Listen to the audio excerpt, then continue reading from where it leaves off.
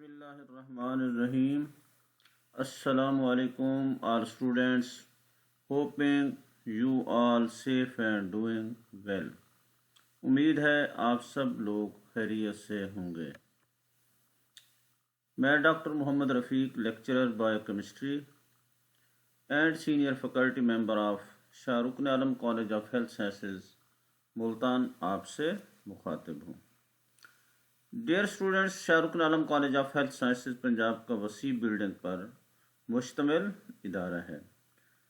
Shahrukh Alam college of health sciences जदीद laboratory आला से मुज़य्यन और स्पेशियस लेबॉर्ट्रीज पर मुश्तमिल इंस्टीट्यूट है।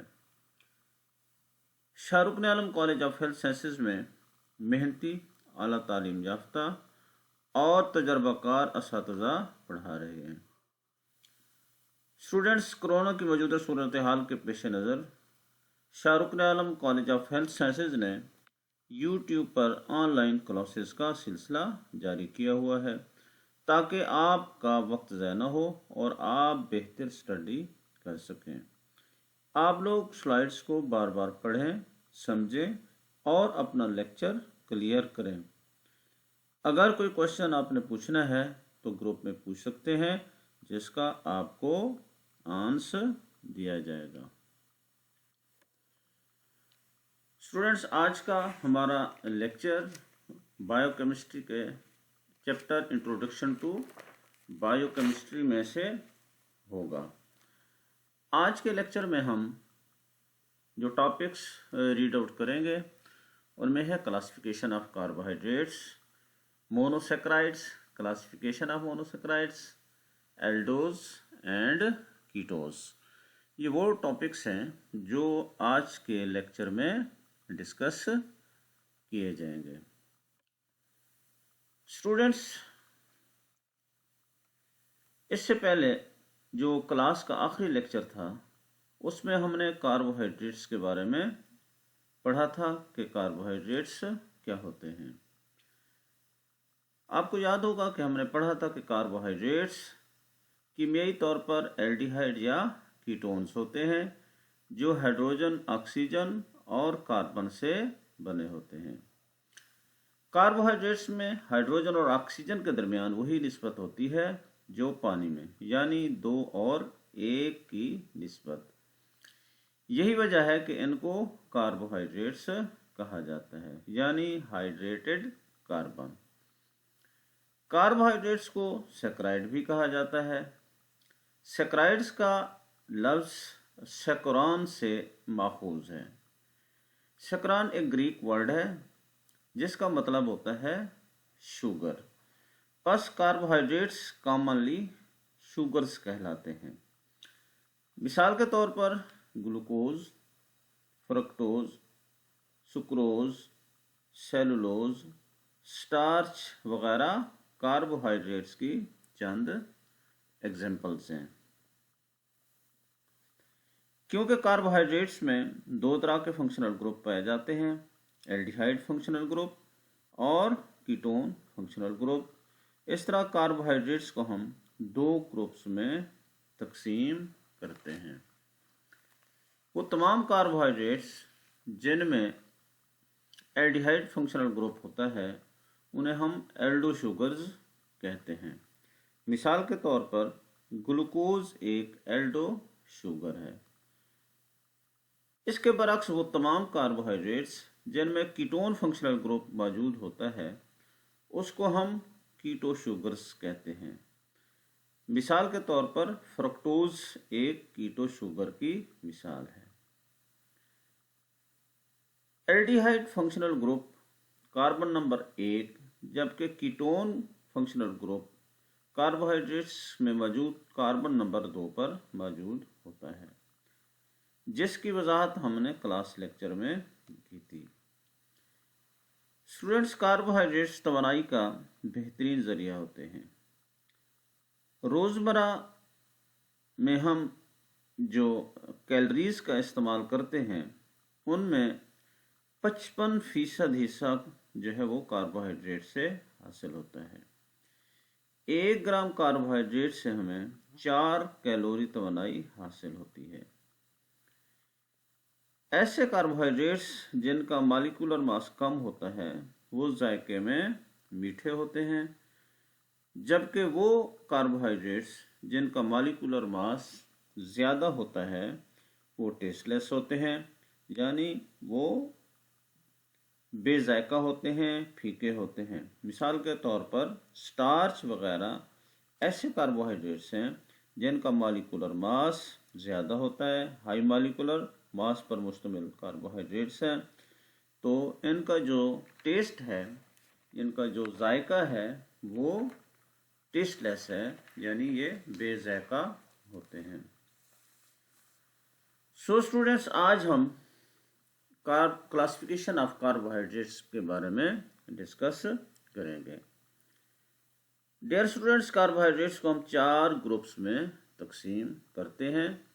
वो 4 ग्रुप्स ये हैं: monosaccharide, disaccharide, oligosaccharide and polysaccharides. इस तरह कार्बोहाइड्रेट्स को 4 ग्रुप्स में तकसीम किया जाता है, और इस तकसीम की जो बुनियाद है वो शुगर के मॉलिक्यूल्स की तादाद पर है। एक शुगर पर मुश्तमिल कार्बोहाइड्रेट्स को मोनोसेक्राइड कहा जाता है, जो कि मजीद शुगर यूनिट्स में हाइड्रोलाइज नहीं हो सकता। मिसाल के तौर पर ग्लूकोज है, फ्रक्टोज है, गैलेक्टोज है। ये वो शुगर के मॉलिक्यूल्स हैं जो एक शुगर मॉलिक्यूल्स पर मुश्तमिल होते हैं, और ये फर्दर शुगर यूनिट्स में हाइड्रोलाइज नहीं हो सकते। तो ग्लूकोज, फ्रक्टोज और गैलेक्टोज मोनोसेक्राइड्स की एग्जांपल्स हैं। अगर हम इसको रीड आउट करें तो हम इस तरह रीड आउट करेंगे कि monosaccharides having one sugar molecules, यानी मोनोसेक्राइड्स ऐसे शुगर्स हैं, ऐसे सेक्राइड्स हैं, ऐसे कार्बोहाइड्रेट्स हैं जो वन शुगर मॉलिक्यूल्स पर मुश्तमिल होते हैं और जो फर्दर यूनिट्स में, स्मॉलर यूनिट्स में हाइड्रोलाइज नहीं हो सकते। यहाँ पे हमने 3 एग्जांपल यहाँ कोड की हैं: glucose, fructose and galactose. Next, disaccharide.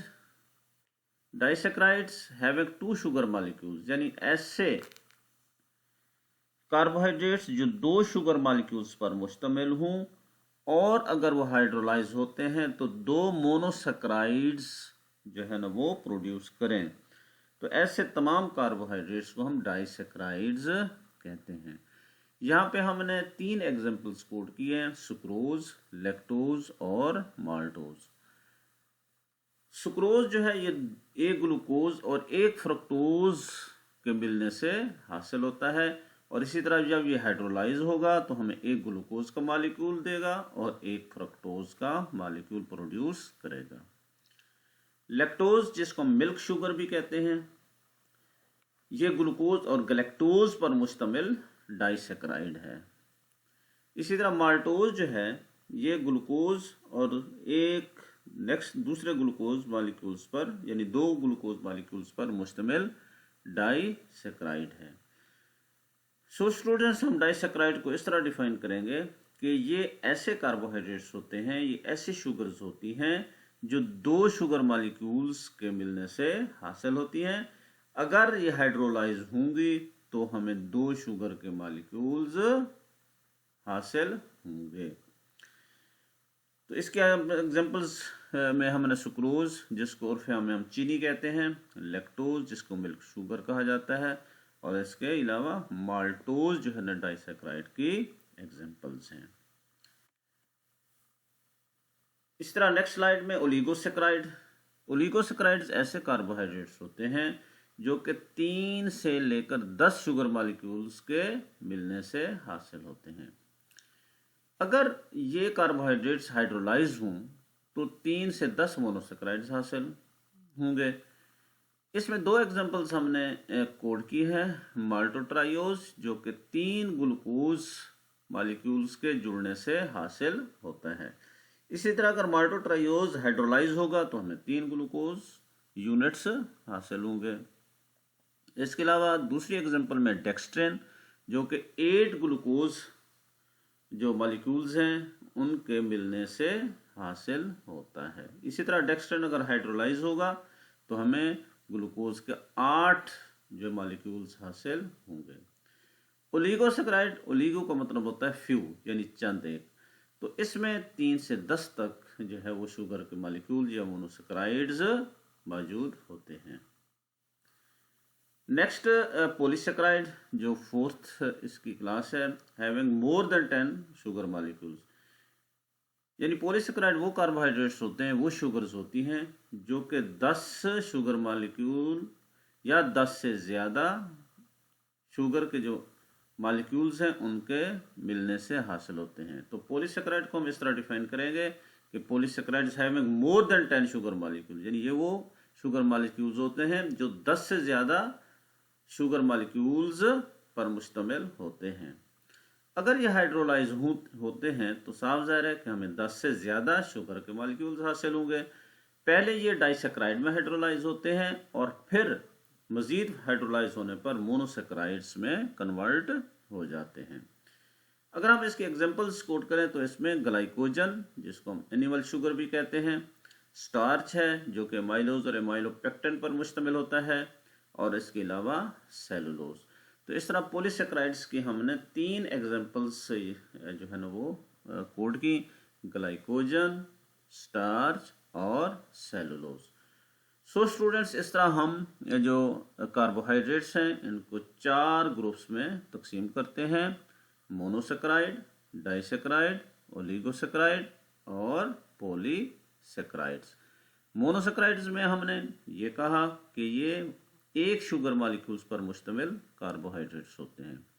डाइसैकराइड्स के बारे में हमने ये कहा कि ये 2 शुगर मॉलिक्यूल्स पर मुश्तमिल कार्बोहाइड्रेट्स होते हैं। ओलिगोसैकराइड से हम के बारे में हमने ये कहा कि ये 3 से लेकर 10 शुगर मॉलिक्यूल्स पर मुश्तमिल कार्बोहाइड्रेट्स होते हैं। जबकि पॉलीसैकराइड्स के बारे में हमने ये कहा कि ये 10 से ज़्यादा शुगर मॉलिक्यूल्स पर मुश्तमिल कार्बोहाइड्रेट्स हैं, और हर एक की हमने एग्जांपल्स कोड की। Next we discuss about monosaccharides. Monosaccharides क्या होते हैं, जैसे कि मैंने डिफाइन किया कि ये ऐसे कार्बोहाइड्रेट्स होते हैं जो फर्दर हाइड्रोलाइज नहीं हो सकते इनटू शुगर मॉलिक्यूल्स। ये एक शुगर मॉलिक्यूल्स पर मुश्तमिल कार्बोहाइड्रेट्स होते हैं। Mono means 1, saccharide means sugar. अब हम इनके चंद कैरेक्टर्स डिस्कस करते हैं कि monosaccharides are sweet and taste, जायके में मीठे होते हैं। जैसे मैंने पहले भी बताया कि ऐसे कार्बोहाइड्रेट्स जिनका मॉलिक्यूलर मास कम होता है वो जायके में जो है वो स्वीट होते हैं, मीठे होते हैं।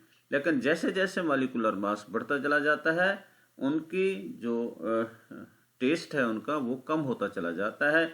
इवन के पॉलीसैकराइड जो है वो टेस्टलेस होते हैं। तो monosaccharides are sweet and taste. Monosaccharide जायके में मीठे होते हैं।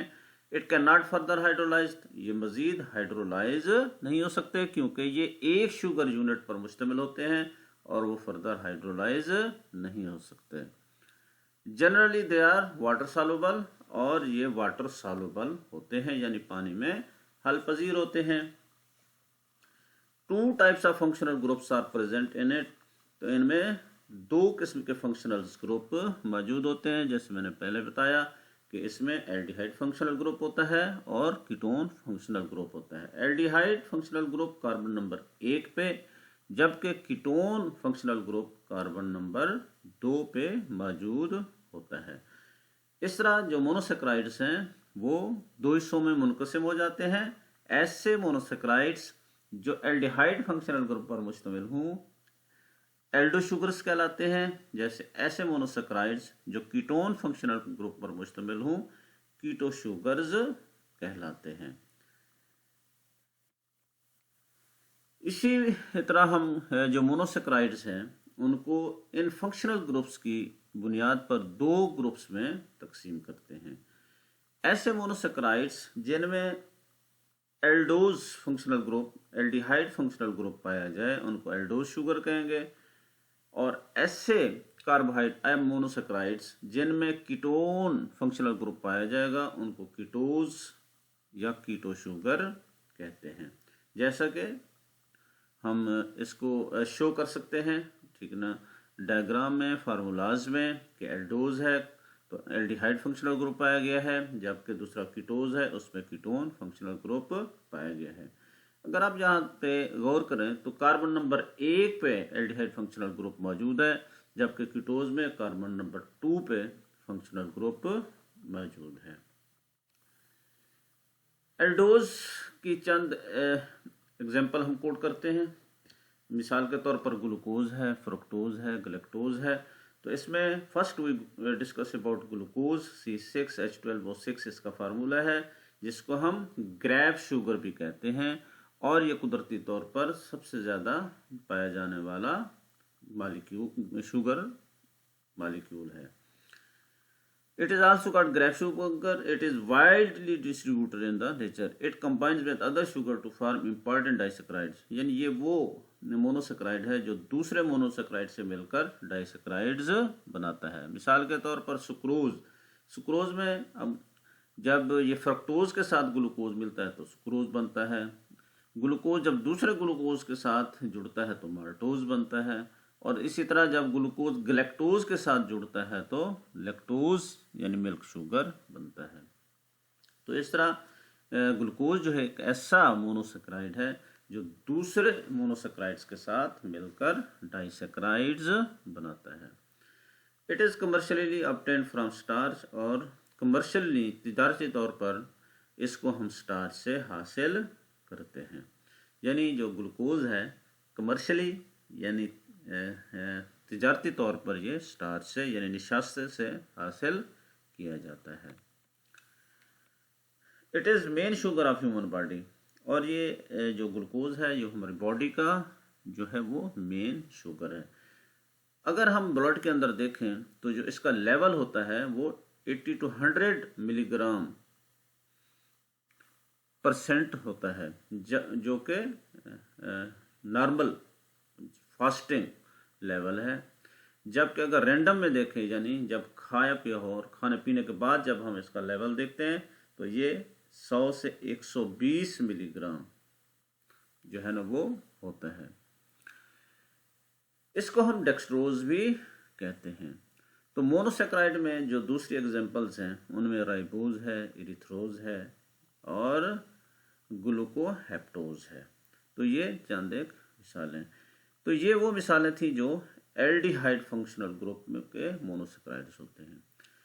अब हम कीटोज यानी वो कार्बोहाइड्रेट्स जिनमें कीटोन फंक्शनल ग्रुप पाया जाता है, उसमें जो पहली एग्जांपल है दैट इज फ्रक्टोज, जिसका फार्मूला C6H12O6 है, और ये the most common source of fructose is sucrose, और ये सुक्रोज से हासिल किया जाने वाला मोनोसेक्राइड है। It is sweet of all the sugars, ये तमाम जो शुगर्स हैं उनमें स्वीट होता है, उनमें मीठा होता है।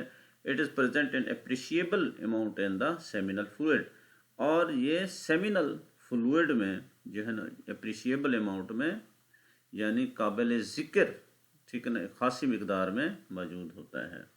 And act as a source of energy for spermatozoa, और स्पर्मेटोजोआ यानी स्पर्म्स के लिए एनर्जी प्रोवाइड करता है। इसके अलावा कीटोज की जो दूसरी एग्जांपल्स हैं उनमें इरिथ्रोज, राइबोलोज, सीडोहेप्टोलोज, ये कीटोज की चंद एग्जांपल्स हैं। मोनोसेक्राइड्स को इसके अलावा हम कार्बन एटम्स की बुनियाद पर भी मुख्तलिफ ग्रुप्स में तकसीम करते हैं।